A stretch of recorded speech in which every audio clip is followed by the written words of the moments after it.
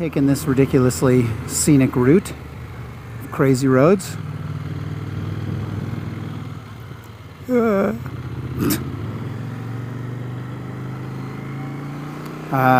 Yeah, here we go. Turn off the music and do a little recording. It's pretty hot right now. Fuck, man, coming around these corners. Super scary. It's 95 degrees.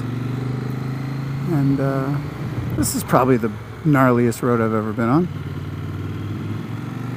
This is the kind of road that you're riding on, and then suddenly you find out you're at the end of the road and I don't know, it's washed out or it's broken or it's in like some really sketchy condition. There's lots of little rocks and shit on it. Make you lose traction.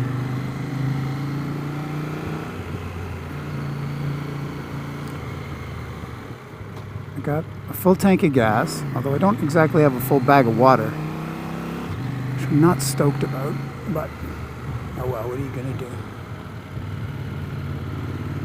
I mean, I guess you're gonna die of heat exhaustion. That's one of the things that you can do. This seems like a good place for a picture.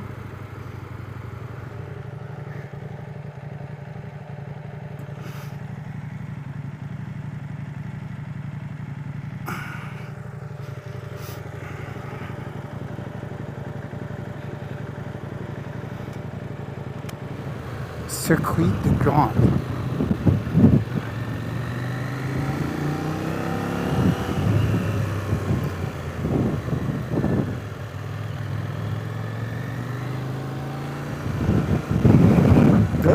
Windy here too.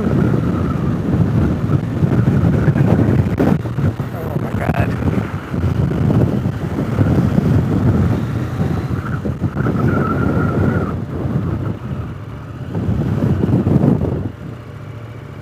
Jesus, fuck, man.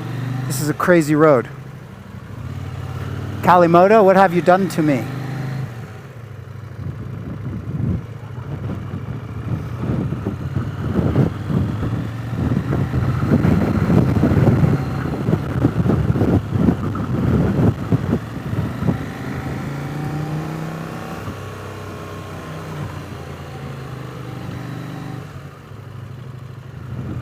This has got to be a road that either nobody takes anymore or it just connects some areas that there might be other ways to connect to. I don't know. It doesn't seem very used.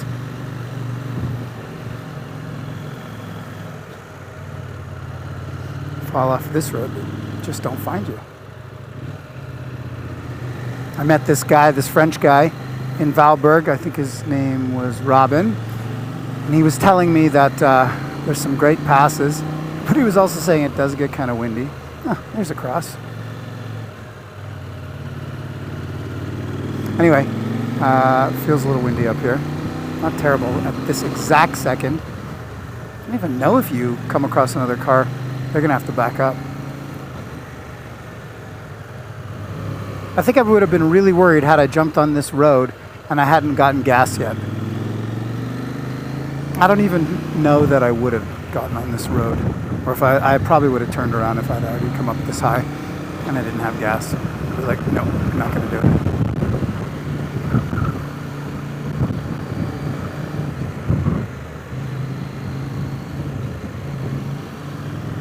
First gear corner. You gained 500 meters. Where? Kalimoto says I've gained 500 meters. I'm where? In my butt? In my titties? My stomach? Where? Meters, turn left onto D59.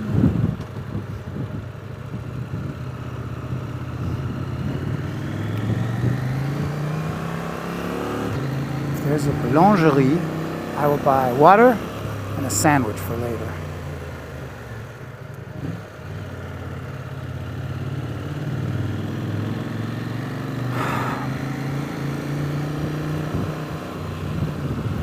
It's a historic site of the Grimaldis of Monaco.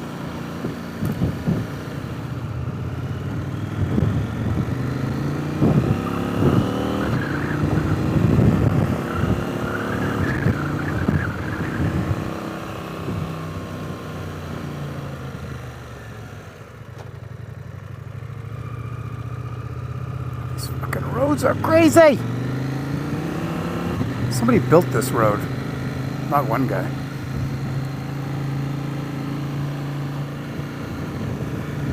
It's like rock avalanches over there. I can't even look over there. It makes my butt wink. Gotta stay focused. Anyway, I think you get the point. Okay, good afternoon. So I just climbed. I'm at the top of where France and Italy connect, and Siete un provincia de Cuneo. It's just up there. I just have come up some crazy roads, and this is what called something. And today's definitely one of the most epic days of riding I've had. And I've had some unbelievable days. So that's saying something. Look at this place.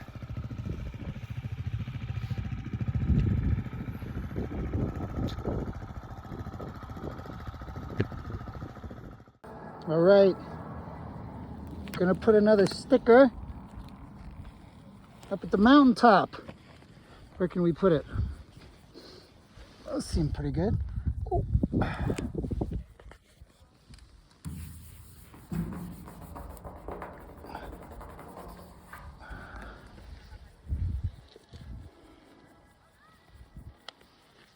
I think I'm in Italy.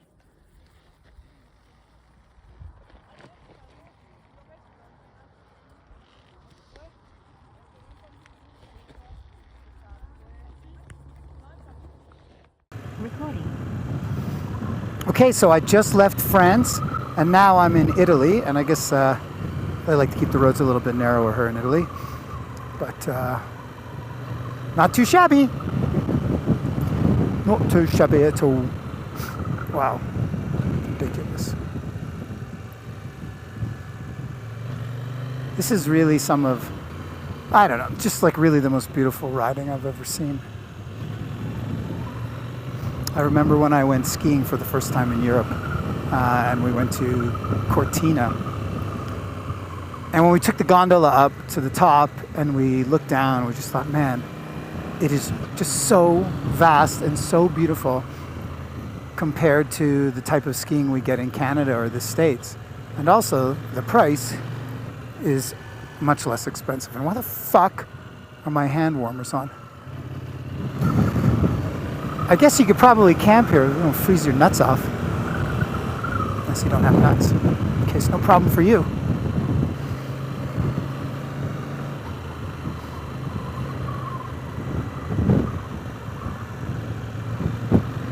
God, think about the cyclists who climb these mountains. I wonder how long it would take to get in shape to do this.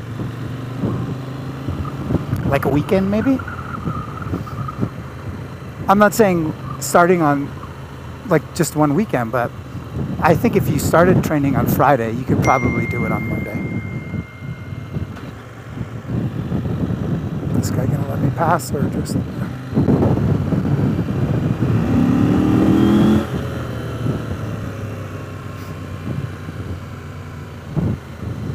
It's a little scary to pass here because you can't see what's coming around the corner, which is, you know, that's scary anywhere. This would be a great place to open the Che Faccia Managgia la Miseria Pizza Parlor. What do you think, Nick? All right, good morning. So after a late start yesterday, but totally cool, I made it to, I don't know, it's kind of this valley between two mountains in Italy. And I'm going to push on to Lake Maggiore today. And what else? There was something crazy that happened the other day with my Moscow Moto panniers, although it wasn't their fault, it was my fault. I was moving from hotels from Valberg to Pione, and I put on my panniers on the bike, and the right one, just in my mind, it kind of slipped on super easy. And then anyway, I'm making my way down the 8-kilometer switchback road, and I get down to the hotel, and I look and I'm like, holy shit, my bag is gone. I didn't know where it went. And I had to ride up the hill looking super close everywhere because I thought it might have rolled off the cliff.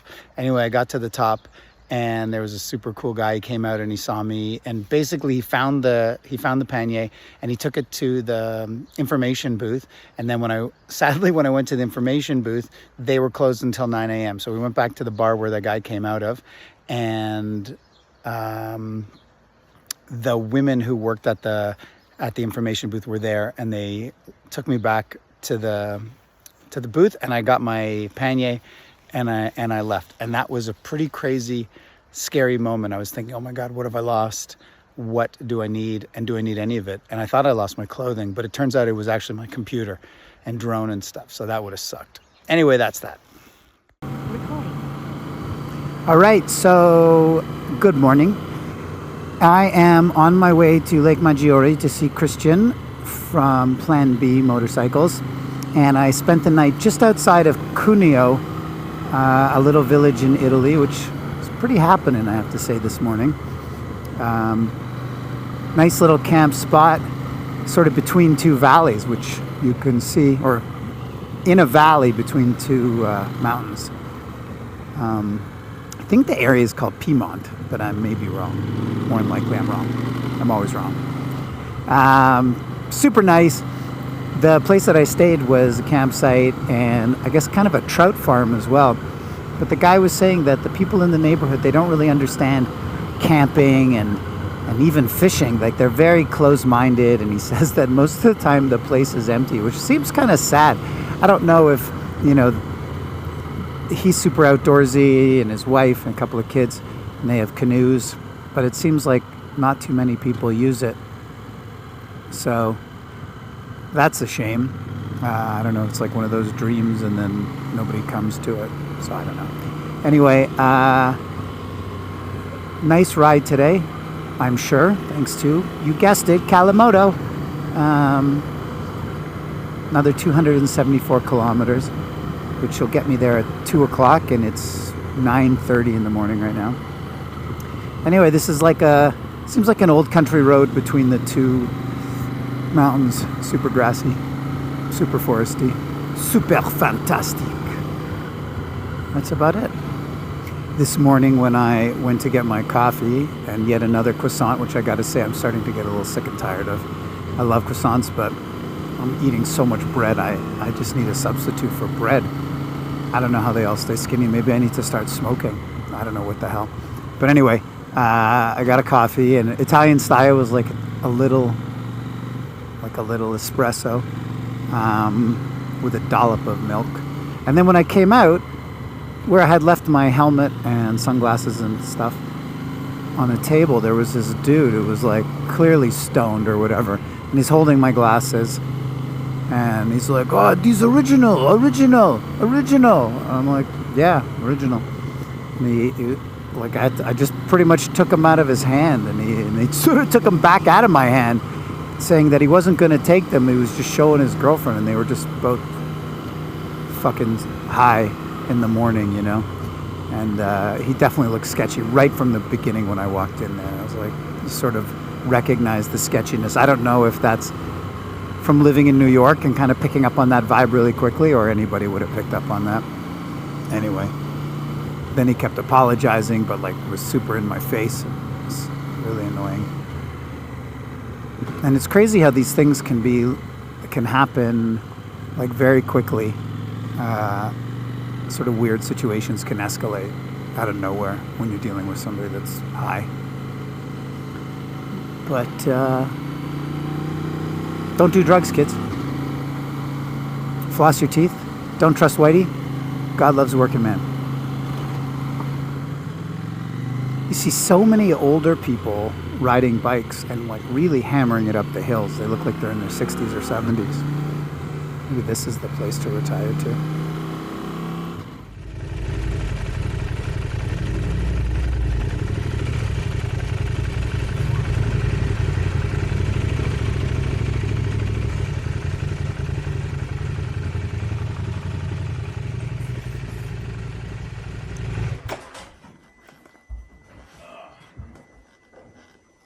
Sorry, the gate stopped working by itself. Yeah. So if you go into it, it stops. Now it doesn't close.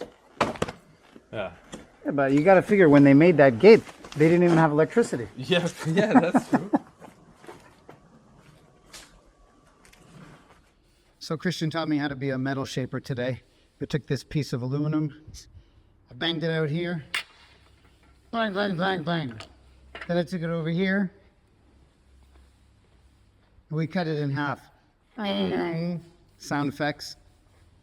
Then I took it over here and put it back together. And then I burned a huge hole in it, and he fixed it. And I tried to burn a hole here, but I wasn't really capable of it. Anyway, I think it's pretty easy to weld, as you can see.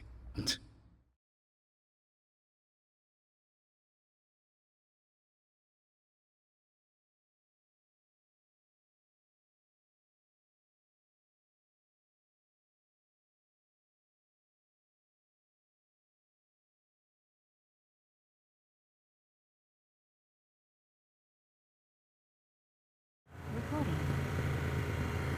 So just leaving Christian Moretti's place, his wife Valentina. I had an awesome few days with them up here in Lake Maggiore area and got some great photos, and I learned a little bit about metal fabricating. I mean, just some very basic lessons with the English wheel and some TIG welding, but that was really cool that he took the time to show me how to do it. And now I'm heading for an epic ride up into Switzerland and to do some of those crazy switchbacks and the hotels and that we see so many times in photos. And I charged the drone a little bit. Maybe I'll actually get a drone shot. And then I'm making my way to Bergamo, but I don't have to be to Bergamo until Tuesday, and it's Sunday, like Tuesday evening, and it's Sunday. So I'm just going to ride and sort of goof off for a little bit, which I think will be great. This total ride says it's about 11 hours, but I'm going to take like 2.5 days or something. It's funny when you listen to the Kalamoto, you don't even really pay attention to where you're going. It's like, take exit 4, take exit 3 off the roundabout. In 500 meters, turn slight right. Christian had a old Lotus Elise that we were tooling around in a bit, so that was cool.